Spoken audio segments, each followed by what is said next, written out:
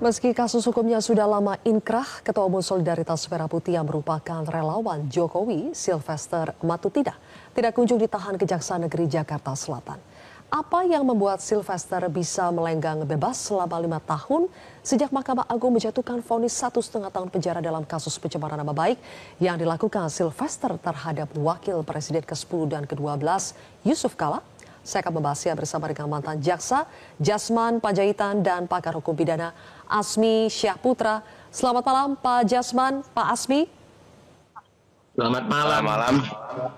Oke, Sylvia. Pak Jasman, kenapa Kejaksaan tidak langsung menahan Sylvester pada tahun 2019 lalu setelah kasusnya dinyatakan inkrah oleh MA? Ya, saya pikir ini masalah proses saja. Tadi kan seperti yang sudah dijelaskan oleh Kapus Penkum, Pak Anang, ini hanya masalah waktu aja. Nggak ada masalah, Masalah waktu ya Pak Jasman, sudah mau 6 tahun berlalu Pak sejak keputusan inkrah 2019. Ya tentunya kan ini juga kan harus kita menunggu juga salinan putusan dan gitu sebagai dasar kita untuk mengeksekusi. Nah, itu mungkin yang terlambat diterima oleh Kejaksaan Negeri Jakarta Selatan. Gitu. Yang benar harusnya bagaimana Pak Jasman? Setelah dinyatakan inkrah oleh MA divonis 1,5 tahun, prosedur yang benar seharusnya bagaimana Pak? Ya artinya putusan itu kan harus diserahkan ke Kejaksaan Negeri selaku eksekutor. Nah, jadi ini masih belum jelas nih di mana letak keterlambatan vonis itu, putusan itu gitu. Kita kan nggak tahu apakah sudah lama Kejaksaan Negeri terima atau belum. Jadi prosedurnya MA menyerahkan salinan putusan kepada Kejaksaan selaku eksekutor. Kemudian kalau sudah diterima, Kejaksaan harus langsung mengeksekusi ya Pak? Harus. Iya betul, harus langsung eksekusi gitu. Ya memanggil, ya terus ya kalau sudah dipanggil sampai 3 kali nggak datang, ya baru dilakukan tindakan lain gitu ya, penjemputan gitu atau gimana gitu.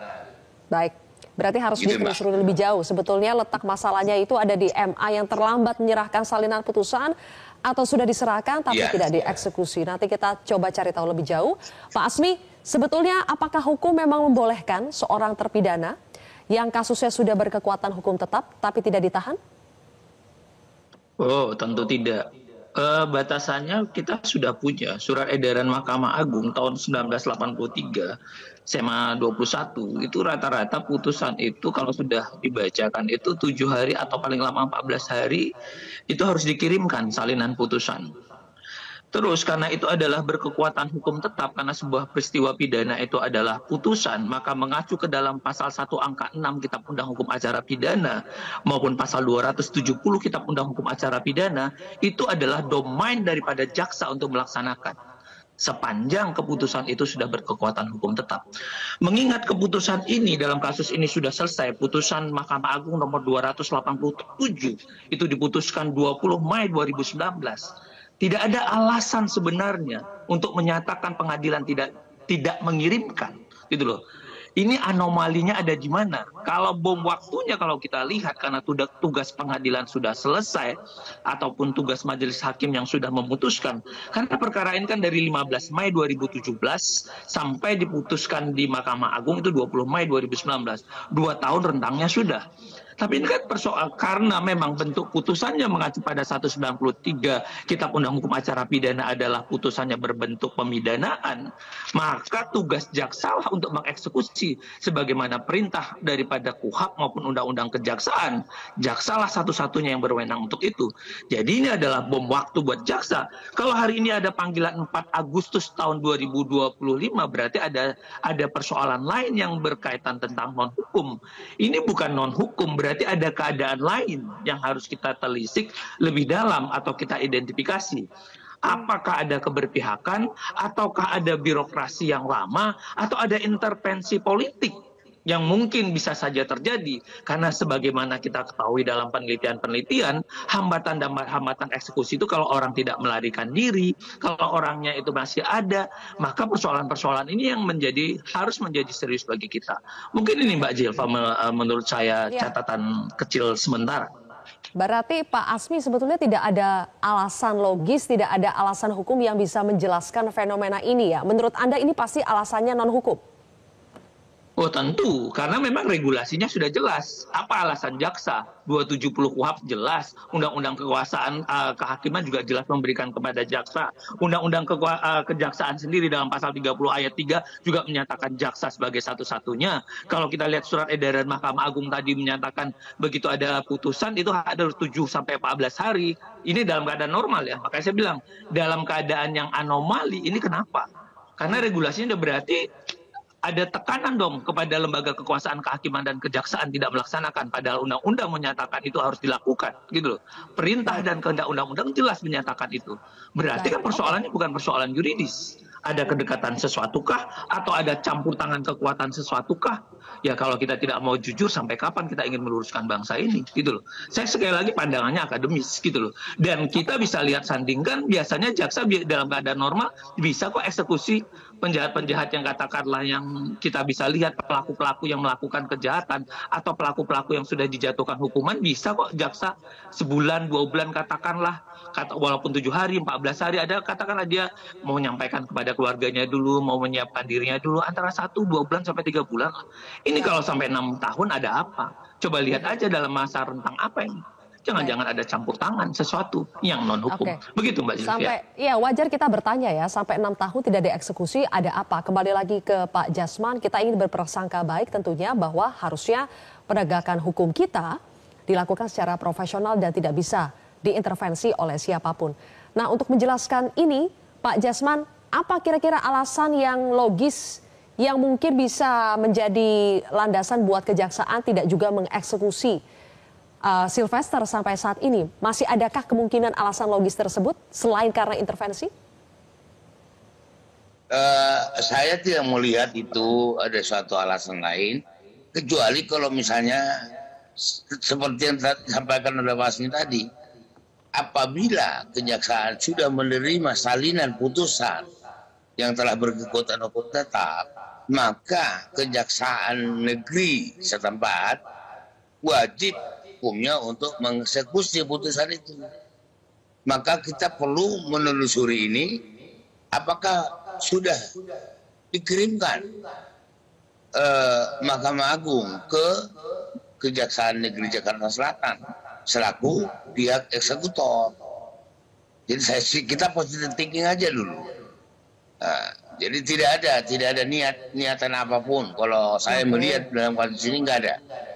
Murni ini hanya keterlambatan. Oke, sekarang kan kasus ini sudah up lagi ya Pak, sudah viral lagi nih. Kenapa sekarang Kejari Jaksel tidak langsung melakukan eksekusi, menjemputkah atau menahankah? Kenapa harus menunggu Sylvester sendiri yang datang ke Kejari? Dipanggil dulu Mbak Silvi, kan panggilan dulu, ya kan? Jadi bukan kita langsung menjemput begitu, ya kan? Dipanggil. Jadi setelah 6 tahun kali, berlalu 2 kali, tetap harus dipanggil dulu Pak ya, tidak langsung dijemput ya, meskipun sudah 6 tahun berlalu? Iya, etikanya begitu. Biarpun terpidana ini harus juga mengikuti prosedur seperti itu. Dipanggil berapa kali Pak? Begitu, sampai akhirnya baru ada upaya lain? 3 kali.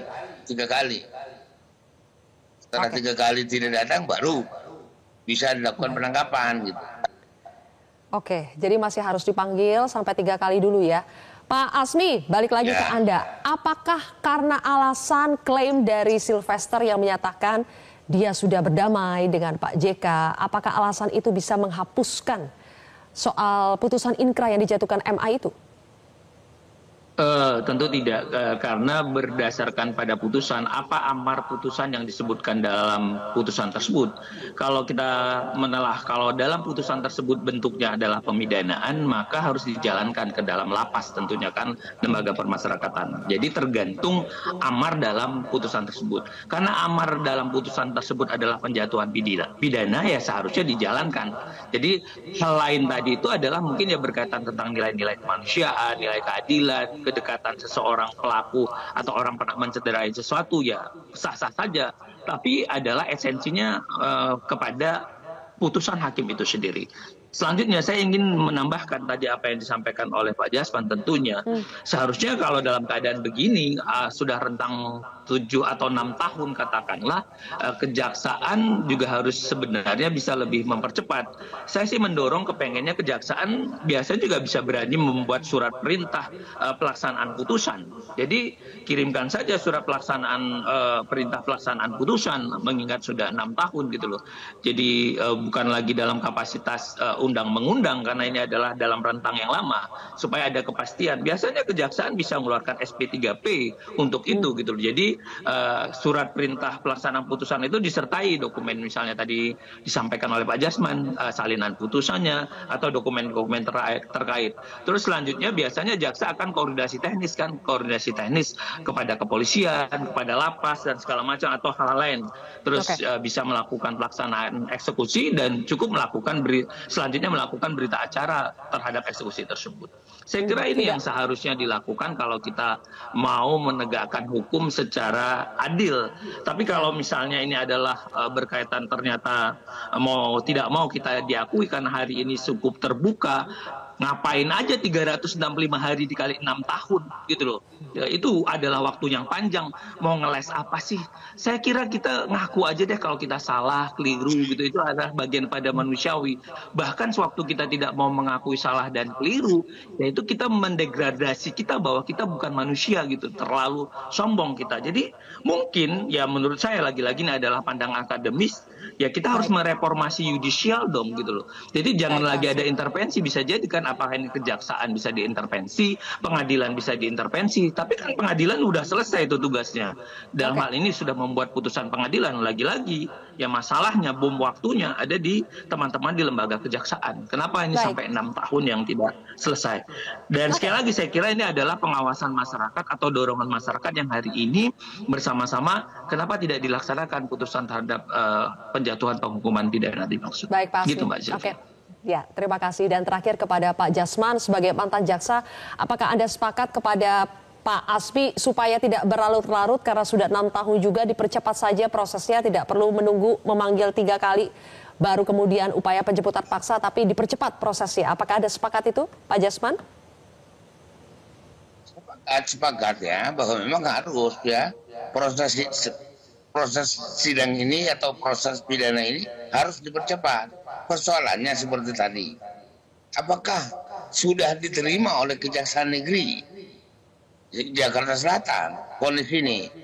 Itu persoalannya. Kalau misalnya vonisnya sudah diterima oleh Kejaksaan Negeri Jakarta Selatan, tetapi tidak diterbitkan P48 sebagai surat perintah eksekusi, nah, itu jelas salah.